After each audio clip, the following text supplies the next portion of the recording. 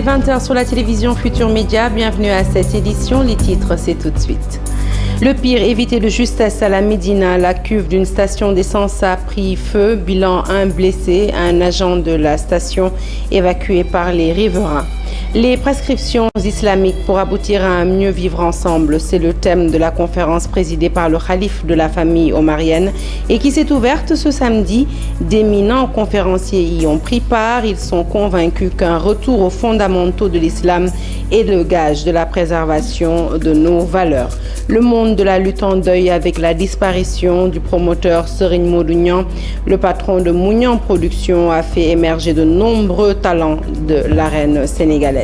Sénégal-Madagascar, affiche de la demi-finale du CHAN prévue ce mardi, une confrontation qui requiert une efficacité à la fois offensive et défensive. C'est du moins l'avis du coach de Renaissance sportive de Yoff, vous l'entendrez dans ce journal. Et puis 18 athlètes sénégalais bénéficiaires de bourses pour la préparation des Jeux Olympiques de Paris en 2024. L'initiative est du CNOS qui a investi pas moins de 387 millions de francs pour permettre aux compétiteurs d'être à la hauteur. Voilà pour les titres, le développement c'est tout de suite.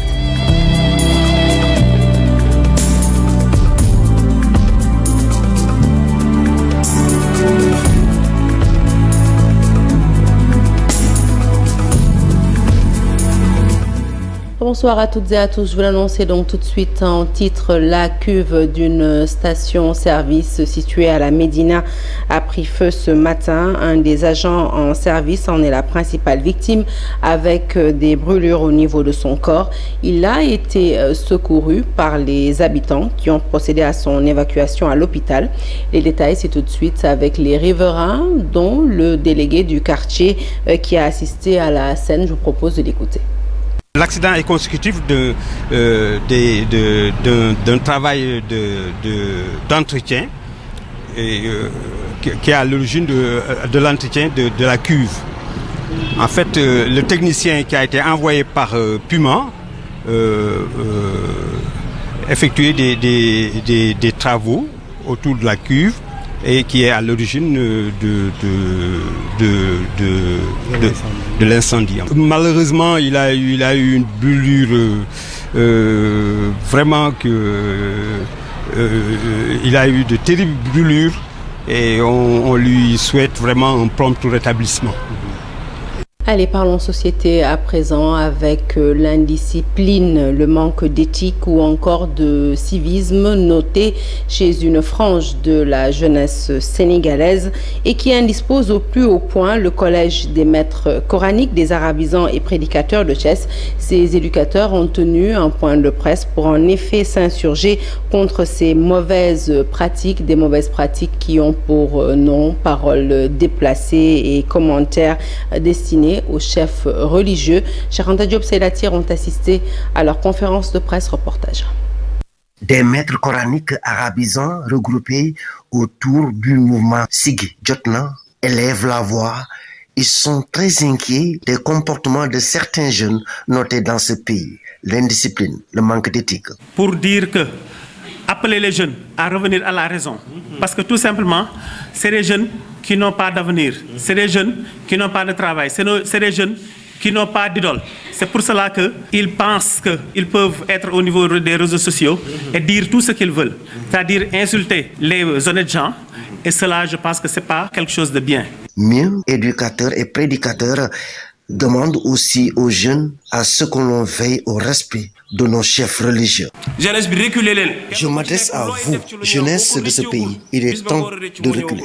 Serigne Touba, Sidi El Hadj Malick Sy ne mérite pas ça. Des insultes et menaces proférées à l'endroit des chefs religieux. Ces jeunes n'ont cure de l'impact que peut avoir l'évocation de ces situations insoutenables. Serigne Babacar Sy Mansour nekk fi ñukoy ñak teggin tout le temps. Serigne Mountakha di wax ñukoy ñak teggin tout le temps nga diko dégg. Ba paré tay nga bëgg kilifa diiné wax lu ñuy intervenir. Entre autres recommandations, le mouvement Siggi Jotna exhorte le chef de l'État à poursuivre le dialogue social.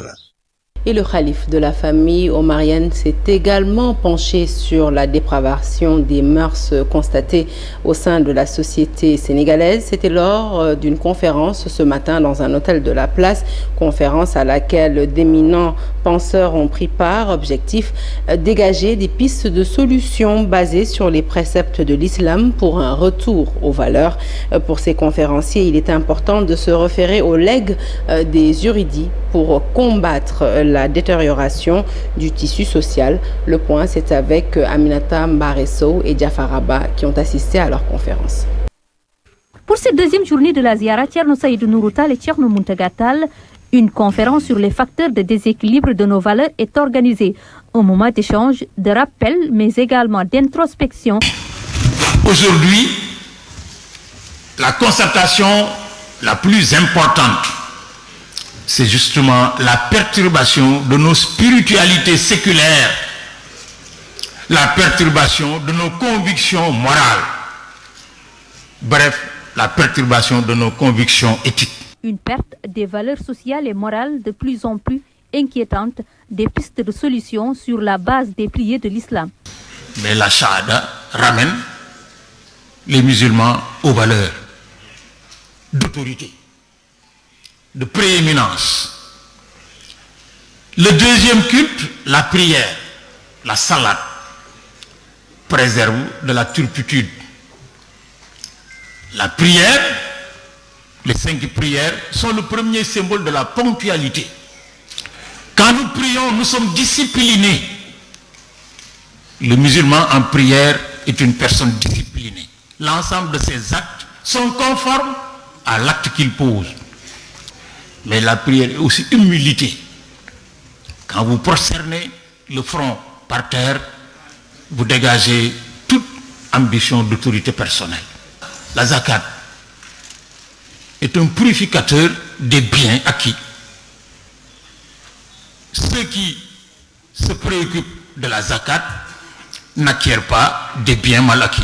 Jeûne, Saum Ramadan, éduque à la modération. Enfin, le pèlerinage, la Hajj, est une forme de communauté pour préserver l'unicité d'Allah subhanahu wa ta'ala. Cette conférence internationale qui a vu la participation de l'association Ahbab, les Amis d'El Hajj Omar, a été une séance de réflexion, mais également des pistes de solutions ont été par ailleurs sorties.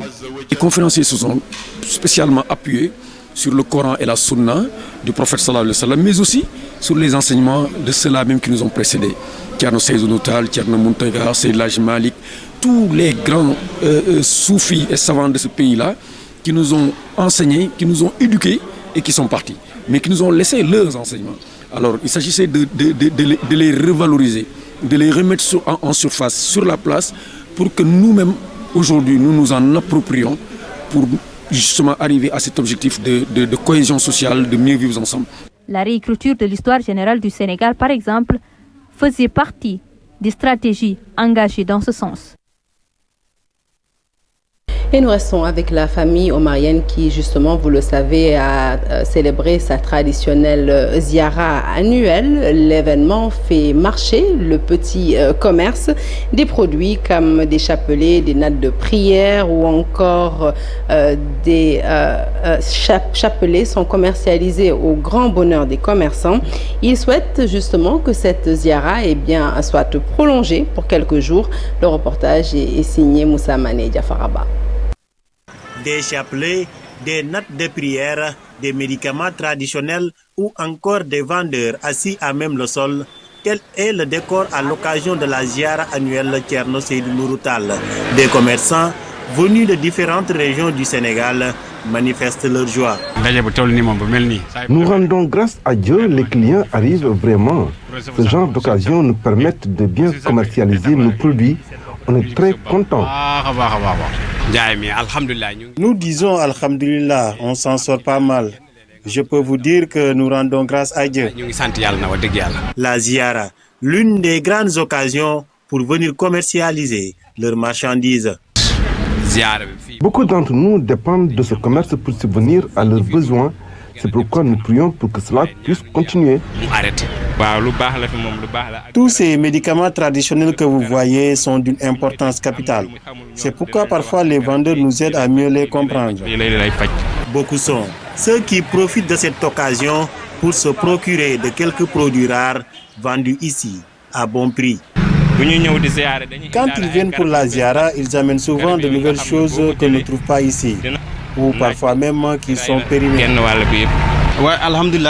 C'est ma première fois ici, mais je dis merci au bon Dieu. Il y en a qui me disent que ce sera encore meilleur le jour à venir.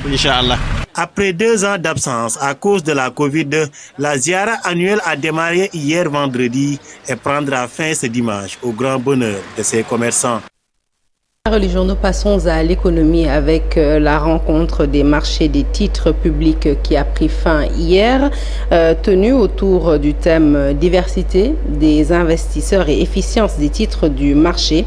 Cette rencontre avait pour objectif de démocratiser les titres publics, de redynamiser le marché, mais aussi de renforcer l'information financière des États auprès des investisseurs. Et je vous propose d'écouter tout de suite Banassi Ouattara.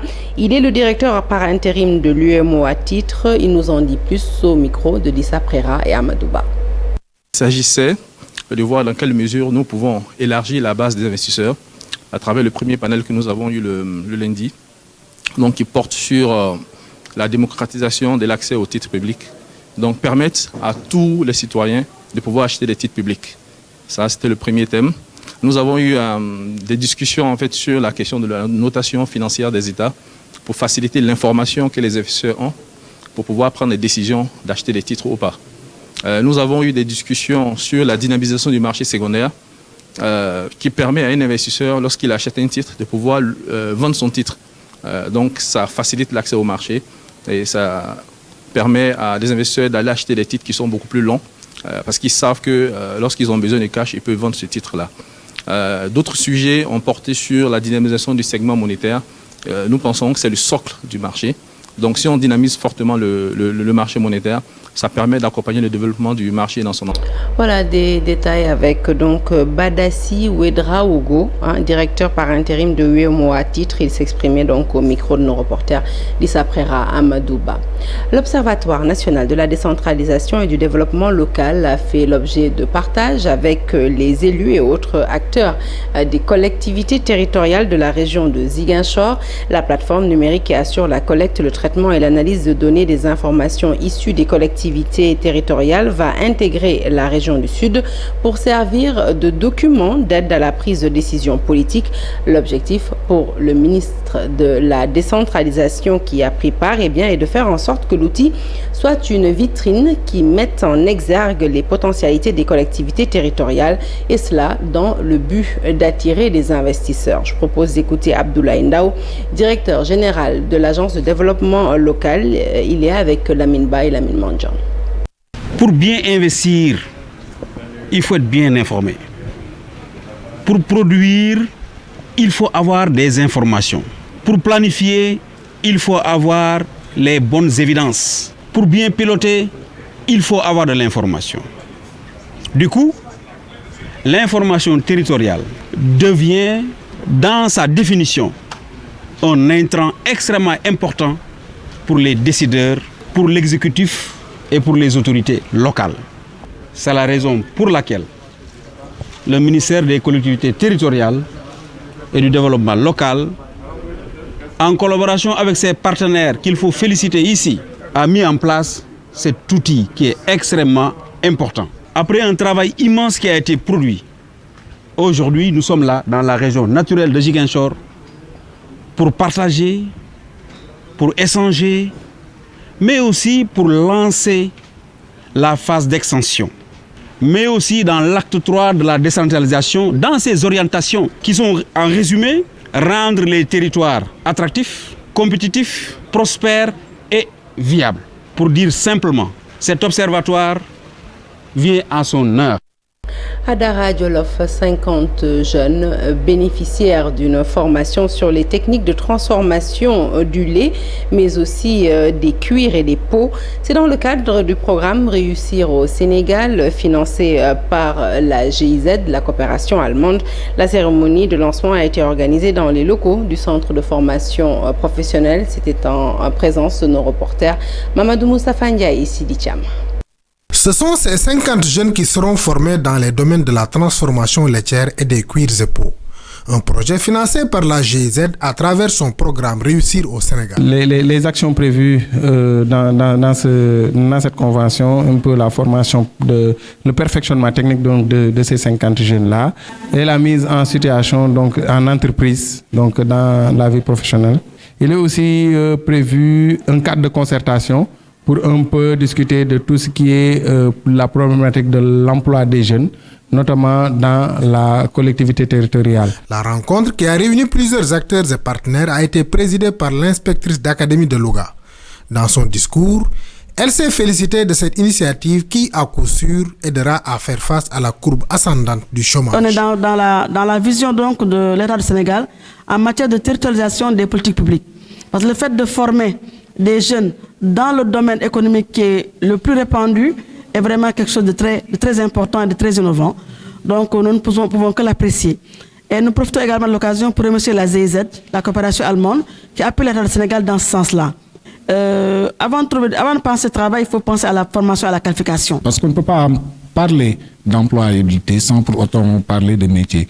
Et ces dernières années, nous avons bien constaté que l'État est en train de s'engager dans la création de structures de formation professionnelle. C'est sur cette lancée, donc un vaste programme d'installation ou de création de 45 centres a été lancé à travers tous les pays. Parmi ces 45, il devait y avoir 15 centres pilotes. Et le CFP de Dara Djolof en faisait partie. Dans une salle pleine à craquer, les candidats à cette formation ont écouté attentivement les interventions des orateurs qui vont certainement les motiver pour devenir de futurs bons entrepreneurs. Je vous l'annoncer en titre d'essai ce samedi du promoteur de lutte Momodou Nyan à l'hôpital Dalal Diam. Le patron de Mounian Production crée ainsi un grand vide dans l'arène endeuillée après 25 ans d'activité au service de la lutte. Pour son développement, Serigne Modou Nyan a permis à plusieurs générations de lutteurs de se faire un nom. Le retour sur son œuvre avec Mambiram Diouf. Il portait l'arène et assurait son rayonnement malgré les difficultés dans un contexte où les gros cachets ne faisaient pas figure dominante. Guidé par l'amour de ce sport, la détection de jeunes talents et leur accompagnement, Serigne Modou Nyan a très tôt investi dans ce domaine, organisant des combats qui attirent des foules. L'on se rappelle des affiches comme Gris Bordeaux, Abdou Diouf, Yekini Baboy, Yekini Lac de Guerre 1 ou encore Bombardier Tyson 2, avec des fourchettes qui pouvaient aller jusqu'à 80 000 francs ou 6 millions de francs CFA. Des champions, il en a connu et permet à certains d'éclore aux yeux des amateurs de lutte. Modulo, Guigui, on peut citer également Ama Baldé, champion. Il était lui aussi le patron de Mouniang Production pour avoir marqué l'arène depuis 1998, date de ses débuts, multipliant les journées de lutte avec frappe. Le promoteur tenait toujours aux grandes affiches, mais pour l'organiser et revenir au devant de la scène, il estimait que de tels investissements demandaient l'adhésion des sponsors. Sinon, c'était un pari risqué. Sa dernière affiche Bébé Garga face à Touba Boudior 2, prévue ce 28 janvier à l'arène nationale, Serigne Modou Nyan nous quitte ainsi en bandoulière le titre d'ambassadeur de la lutte sénégalaise. Paix à son âme, parlons culture à présent avec Cœur Pâté dans le Ndoukoumane qui a bénéficié de la décentralisation des activités du FESNAC pour accueillir la compagnie du Théâtre National Daniel Sorano. Une grande soirée traditionnelle lyrique a eu lieu donc dans la localité où une troupe d'une soixantaine d'artistes du Théâtre National a présenté une pièce sur une des batailles mythiques, bataille qui a consacré la première victoire des troupes de l'Almami Maba Diakhouba face à l'armée du général Pinet-Laprade. Retour sur ces moments forts avec nos reporters Ibou Diouf et Tierno Laurent Mendy.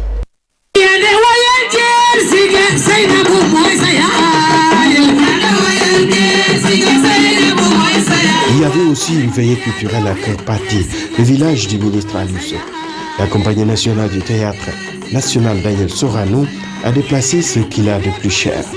Un spectacle en son et en lumière pour représenter la bataille de Pathé Badiane de 1865.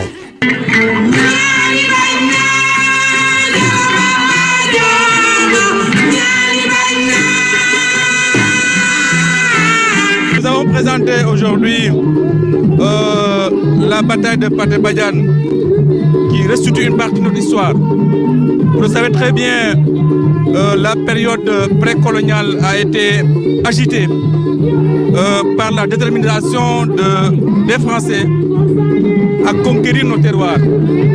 Et une résistance farouche a été organisée par Maba Diakhouba qui a été accompagné dans ce combat par nos héros. Donc il était important pour nous de restituer ces pans de l'histoire du Sénégal. Parce que pour la plupart du temps, cette histoire n'est pas racontée, n'est pas écrite et n'est pas connue par les jeunes générations. Ce chaleureux public avait besoin de revivre ces moments qui marquent la dimension religieuse du résistant Maba Diakhouba qui, en 1865, inflige une défaite sanglante aux hommes de Pinet-Laprade. On a estimé nécessaire de présenter cette bataille de Pathé Badiane. Vous l'avez vécu ensemble, vous avez vu des centaines d'artistes qu'on a pris au-delà de Sorano, des artistes qui nous sont venus d'ailleurs, en tout cas du Sénégal, qui ont présenté ce combat qui a abouti donc à la victoire. Cette bataille, c'est la première victoire, en tout cas de nos héros, face aux colons.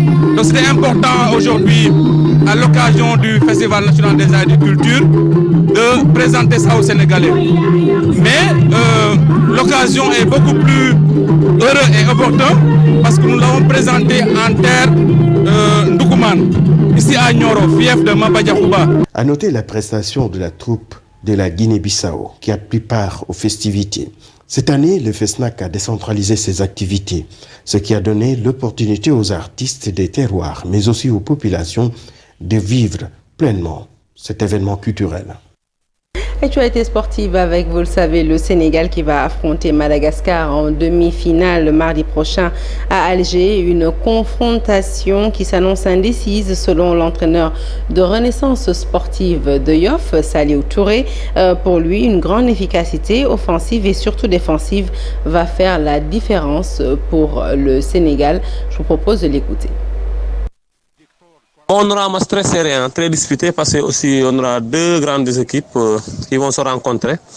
C'est vrai que Madagascar est en train de faire un bon tournoi. C'est une équipe qui a une très bonne attaque, qui a mis aujourd'hui 3 buts. Donc c'est une équipe joueuse aussi, ils ont aussi l'engagement. Nous aussi on a une équipe qui lâche jamais, qui se donne à fond. C'est vrai qu'on a des soucis au niveau de l'attaque, on ne marque pas assez de buts, mais on défend bien. Je pense que c'est ça, on aura un match très serré, ça vraiment, il faut ici s'y attendre. On aura un match très serré. C'est vrai qu'on ne marque pas beaucoup de buts, mais on a eu tout le temps des occasions. Et maintenant, il faut avoir vraiment la lucidité de marquer et de ne pas prendre. Je pense que ça sera vraiment une bonne chose. Pour moi, la différence vraiment, c'est ça, de faire tout et de ne pas prendre de but, parce qu'on aura devant nous une attaque très rapide. Mais aussi, comme on a une défense solide, donc je pense que si on n'encaisse pas, et avec beaucoup de lucidité, les occasions, on les met au fond, on peut gagner facilement le match. Présent les conclusions du coach difficile vainqueur de la Mauritanie en quart de finale, le Sénégal a fait montre de caractère au bonheur du sélectionneur Pape Thiaw, de quoi renforcer sa confiance pour l'accession en finale, si l'on en croit Cheikh Sadibou Diarra dans ce reportage. Aller en finale du CHAN 2023, rien d'autre. C'est le nouvel objectif du Sénégal qui va rencontrer en demi-finale Madagascar, bourreau du Mozambique, battu 3-1 en quart de finale ce samedi. On est en demi, le prochain objectif c'est d'aller en finale. Donc on a envie d'aller, donc il faut travailler. On sait que ça ne va pas être facile parce que quand même on est dans le carré d'as. Et quand on parle de carré d'as, on va dire que c'est les 4 meilleures équipes qui sont restées. Maintenant ça ne va pas être facile. Pour y arriver, le Sénégal, difficile vainqueur de la Mauritanie, peut compter sur des lions au mental à toute épreuve. Il y a des matchs de coupe où il faut les gagner et ils l'ont gagné. Et quand on gagne, je pense qu'il faut juste les féliciter. Et après, c'est sûr, il y a des choses, tout n'a pas été parfait. Et voilà, celui qui connaît cette équipe, qui est rentré bien dans cette compétition, je pense qu'on était l'équipe la plus joueuse de la compétition. Aujourd'hui, il y a des matchs, il faut les gagner comme ça. Et donc, ça veut dire que partout, on nous appelle dans le jeu, on répond et ça c'est bien. Et ça s'est vu que l'équipe a du caractère, même s'ils sont des jeunes. Et ça c'est très important, c'est quelque chose à souligner, ce caractère. En quête de sa première finale de CHAN, le Sénégal va devoir passer l'obstacle Madagascar, une rencontre prévue mardi à partir de 19h à Alger. Et nous quittons le gazon pour les pistes avec ces 18 athlètes sénégalais récipiendaires de bourses olympiques pour mieux préparer les Jeux olympiques de 2024 qui se tiendront à Paris d'un montant de plus de 387 millions. Et bien, ces athlètes ont reçu des bourses d'un montant de plus de 387 millions de la part du CNOS. L'objectif, eh bien, c'est de prendre toutes les dispositions pour justement permettre à ces compétiteurs d'être à la hauteur lors de ces joutes importantes. Des athlètes qui ont signé naturellement une convention avec une charte olympique bien définie, compte rendu signé à Fatimata Touré et à Alioune Diagne. Plus de 387 millions de francs CFA seront décaissés au profit d'athlètes sénégalais pour une bonne préparation des JO Paris 2024. Après une sélection rigoureuse, 18 athlètes vont bénéficier de ces fonds sous forme de bourses olympiques. C'est dans ce sens qu'une convention est paraphée entre les bénéficiaires et le CNOS. Ce qu'il faut retenir, c'est que globalement, ce projet coûtera sur les 18 mois 590 400 €, soit l'équivalent de 387 277 000 pour la couverture des 18 athlètes sélectionnés pour la période de janvier 2023 à juin 2024. Ces bourses de préparation vont permettre aux athlètes de se mettre dans les conditions de performance, selon le président du CNOS. À cet effet, les 18 athlètes sélectionnés pour le programme CAP Paris 2024 seront mis dans les meilleures conditions. Ces athlètes bénéficieront donc des bourses de préparation, seront accueillis avec les meilleurs dans les grands centres de préparation partout dans le monde. Certains sont déjà aux États-Unis, d'autres en France, d'autres encore au Danemark et bien sûr au Sénégal. Et tous évoluent avec les meilleurs dans les centres dédiés pour le haut niveau. Les athlètes apprécient le geste. Ils s'engagent d'ailleurs à respecter la charte olympique. En signant ces conventions, nous nous engageons à nous conformer aux dispositions convenues entre le CNOS et les fédérations respectives, avoir en toutes circonstances un comportement conforme à l'éthique sportive, respecter la charte olympique, participer, sauf en cas de force majeure, à l'intégralité du programme de préparation planifié par nos responsables, respecter scrupuleusement le code mondial antidopage, fournir tous les efforts nécessaires pour non seulement décrocher une qualification aux JO de Paris 2024, mais aussi et surtout offrir au Sénégal sa première médaille d'or olympique. Un comité de suivi va être mis sur pied afin de s'assurer de la bonne gestion des fonds. Fin de ce journal, merci de l'avoir suivi. L'actualité se poursuit sur toutes nos plateformes digitales. Excellente suite de programme donc sur la télévision Futur Média. Excellente soirée, je vous retrouve demain dimanche avec grand plaisir, Inch'Allah.